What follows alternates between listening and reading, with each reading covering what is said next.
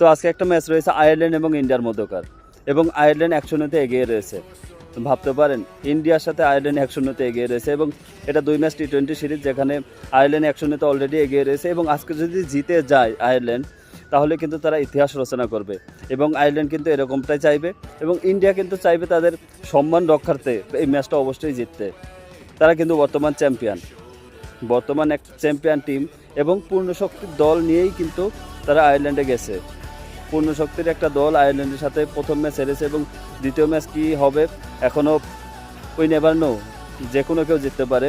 আয়ারল্যান্ডের মাটিতে অবশ্যই আয়ারল্যান্ড কিন্তু একটা শক্ত প্রতিপক্ষ। আমি আগেও বলেছি, অ্যাটলিস্ট বাংলাদেশের থেকে কিন্তু আয়ারল্যান্ড ভালো টি-20-তে।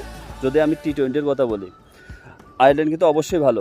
সো সেখান থেকে কিন্তু আয়ারল্যান্ডও জিততে পারে ম্যাচটা, এবং ইন্ডিয়া কিন্তু অবশ্যই ইন্ডিয়া জেতার সম্ভাবনা বেশি, কিন্তু আয়ারল্যান্ডের মাটিতে সেহেতু আয়ারল্যান্ডের একটা সম্ভাবনা থেকেই যায়।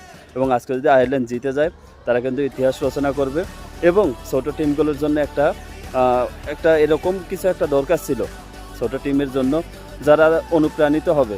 আজকের ম্যাচটা যদি আয়ারল্যান্ড জিতে, তাহলে অবশ্যই ছোট টিমগুলো অনুপ্রাণিত হবে আরও ভালো ক্রিকেট খেলার।